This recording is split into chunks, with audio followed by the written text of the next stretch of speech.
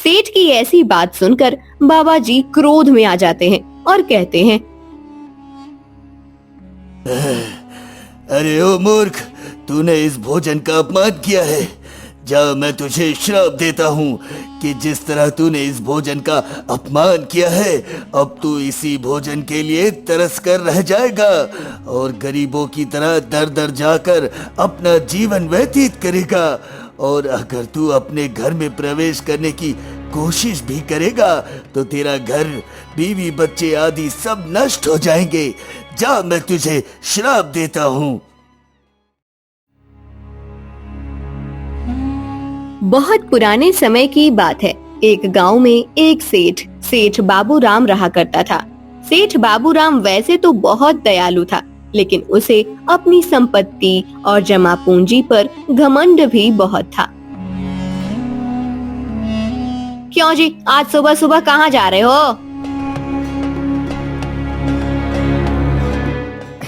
अरे भाग्यवान, तुम्हें कितनी बार मना किया है कि बाहर जाते वक्त मुझे मत टोका करो।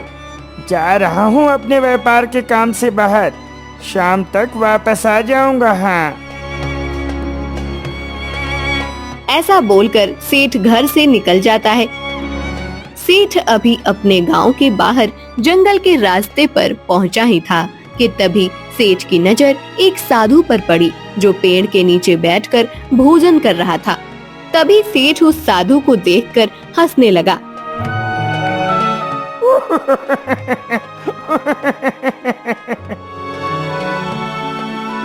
अरे क्या हुआ बालक, तुम इस तरह क्यों हंस रहे हो? कुछ नहीं बाबा जी, बस ऐसे ही तुम्हारा भोजन देखकर हंसी आ गई। भला ऐसे सादे चावल कौन खाता है? हाँ। अरे बच्चे, हम तो सन्यासी हैं। ईश्वर की कृपा से जो मिल जाता है उसी में संतुष्ट हो जाते हैं। आओ, अगर तुम्हारी इच्छा हो तो तुम भी भोजन कर लो। अजी हाँ, भला मैं सादे चावल क्यों खाऊं? तुम जानते नहीं हो बाबा, हमारे भोजन में कितने प्रकार के व्यंजन बनते हैं। कभी आओ हमारी हवेली पर, तुम्हें दिखाएंगे कि भोजन क्या होता है। भला ये भी कोई भोजन है, फीके चावल। सेठ की ऐसी बात सुनकर बाबा जी क्रोध में आ जाते हैं और कहते हैं, अरे ओ मूर्ख, तूने इस भोजन का अपमान किया है।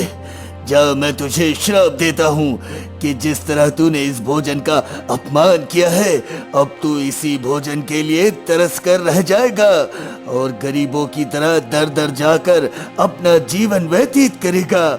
और अगर तू अपने घर में प्रवेश करने की कोशिश भी करेगा तो तेरा घर, बीवी, बच्चे आदि सब नष्ट हो जाएंगे।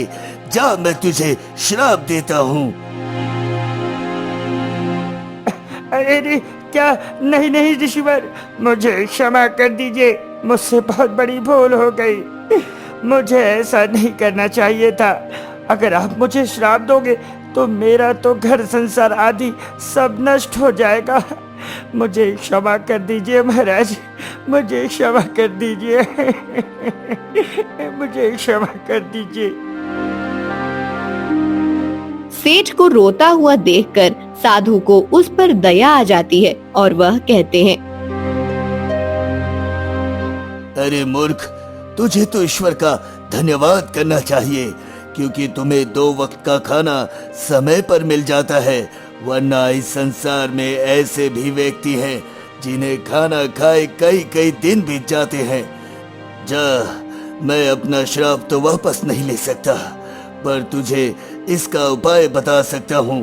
तुझे 5 साल तक एक गरीब की तरह गांव में झोपड़ी बनाकर रहना होगा और घर घर जाकर चावल मांगकर गुजारा करना होगा। तभी तू इस श्राप से मुक्त हो पाएगा। और अगर तूने इस बीच अपने घर जाने की कोशिश की तो तेरा घर और सारी संपत्ति विलुप्त हो जाएगी तथा तेरी बीवी बच्ची को भी गरीबों की जिंदगी जीनी पड़ेगी और उन्हें भी 5 साल गरीबों की तरह गुजारना पड़ेगा। इतना कहकर ऋषि मुनि वहाँ से चले जाते हैं और सेठ बाबूराम पेड़ के नीचे बैठकर रोने लगता है। हे भगवान, ये क्या हो गया? मेरी हालत तो कुत्ते से भी बदतर हो गई है। अब मुझे अपने ही गांव में भीख मांगनी पड़ रही है। ये क्या दिन आ गए हैं भगवान, ये क्या कर दिया मैंने? ये सब मेरे अहंकार की वजह से हुआ है।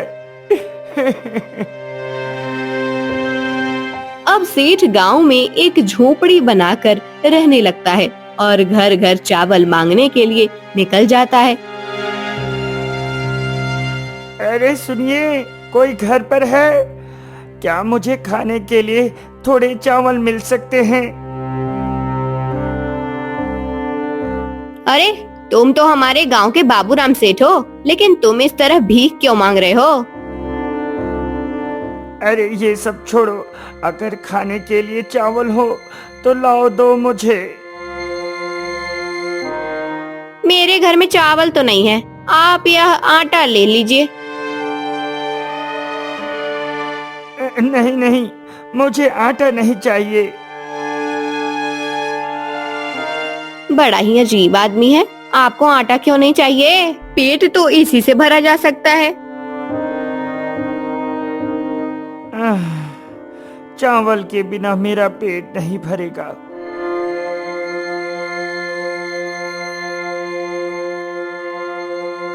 अरे कोई घर पर है क्या? मुझे थोड़े चावल मिल सकते हैं? चावल तो नहीं है, ये लीजिए आटा ले लीजिए। अरे आप तो अरे हाँ हाँ, मैं सेठ बाबूराम हूँ, पर मुझे आटा नहीं, मुझे चावल चाहिए, चावल। यहाँ चावल की कमी है, इसलिए चावल मिलना मुश्किल है। इस गांव में पानी की कमी की वजह से चावल उगते नहीं हैं। इस पूरे गांव में आपको सिर्फ आटा ही मिल सकता है। इतना सुनकर सेठ वहाँ से चला जाता है और चलते चलते सोचता है, मैंने भोजन का अपमान किया था, अब मुझे उस अपमान का दंड मिल रहा है। मैं अपने धन दौलत के घमंड में कितना चूर था। मुझे अब समझ में आ रहा है मुझसे कितनी बड़ी गलती हो गई। अरे कोई घर पर है क्या? मुझे थोड़े चावल मिल सकते हैं? उस घर से एक बूढ़ी औरत बाहर आती है और कहती है, अरे बेटा ये लो, ये थोड़ा से ही चावल बचे थे, ये खा लो। लेकिन बेटा तुम मुझे कुछ जाने पहचाने से लग रहे हो। अरे नहीं नहीं, मैं तो बहुत दूर का मुसाफिर हूँ। आपको अपनी उम्र के कारण ऐसा लग रहा होगा। ये बुढ़ापा भी बड़ी बुरी चीज है।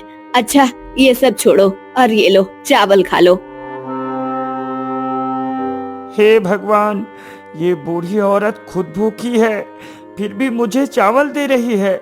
मैंने कितना बड़ा पाप किया है उस भोजन का अपमान करके। अरे अम्मा, आप रहने दीजिए, ये चावल आप ही खा लीजिए।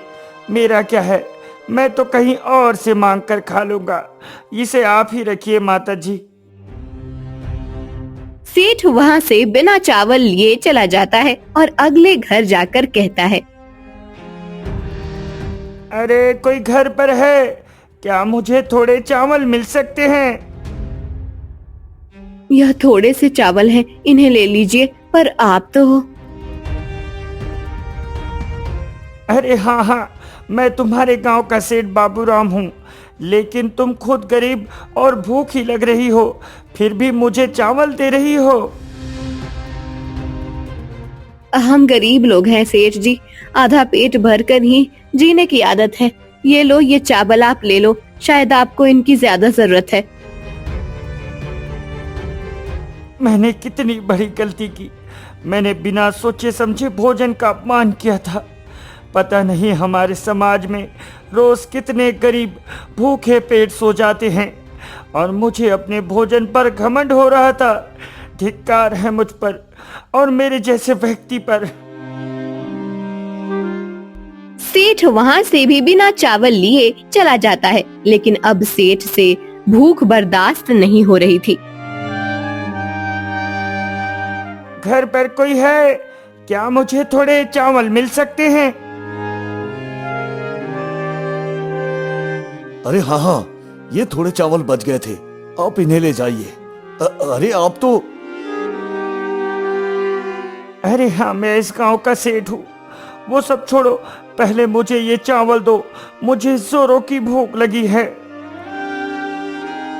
सेठ बाबूराम को 5वां घर से चावल मिल जाते हैं और वह सोचने लगता है कि इन लोगों की कठिनाइयों के बावजूद उन्होंने उसे भोजन दिया।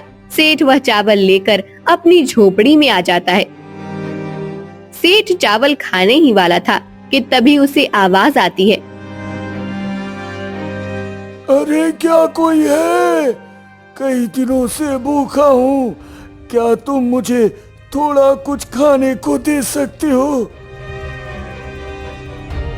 सेठ बाबूराम बाहर आता है तो देखता है एक बूढ़ा गरीब और भूखा व्यक्ति उसकी झोपड़ी के बाहर खड़ा था।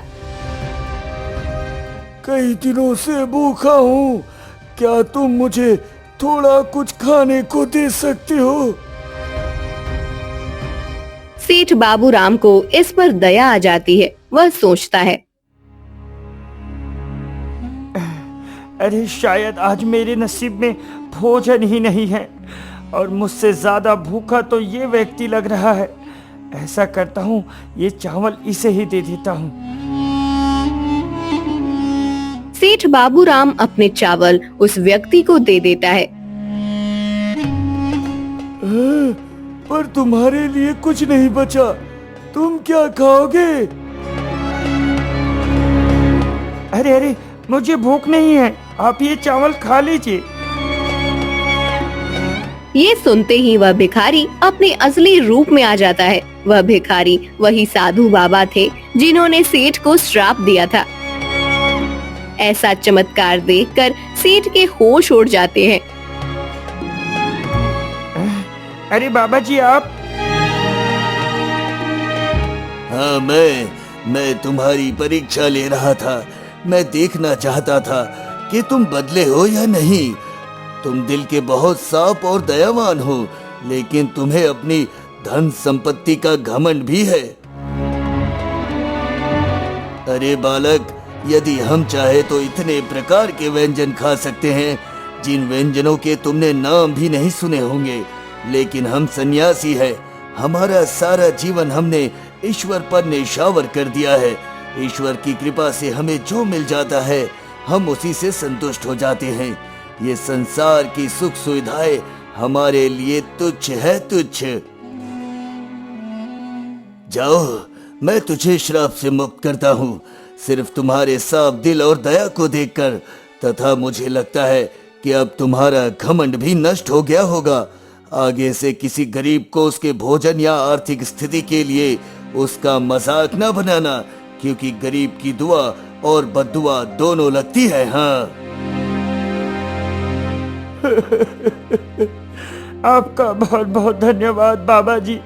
मैं अपने घमंड में चूर था, लेकिन अब मेरी आंखें खुल गई है। मैं आपको विश्वास दिलाता हूँ, आज से किसी के भोजन का अपमान नहीं करूँगा। अब मुझे भोजन का महत्व समझ आ गया है बाबा जी। इतना सुनकर साधु बाबा सेठ को क्षमा करके वहाँ से चले जाते हैं और सेठ भी वहाँ से अपने घर के लिए निकल जाता है। उस दिन के बाद से सेठ अपने गांव और अपने आसपास के गांव में भी गरीब और भूखे लोगों की सहायता करने लगा तथा अपने घमंड को भी पूरी तरह नष्ट कर दिया। सीख, इस कहानी से हमें यही सीखने को मिलता है कि भोजन की क्या अहमियत है, यह भोजन के ना मिलने पर ही पता चलता है। इसलिए आपको जो खाना समय पर मिलता है उसका अपमान नहीं करना चाहिए तथा जिस समय जो मिले उसे आनंद के साथ खा लेना चाहिए। अगर आपको ये कहानी अच्छी लगी हो तो वीडियो को लाइक और स्वीट टून चैनल को सब्सक्राइब करना ना भूलें। मिलते हैं अगली वीडियो में।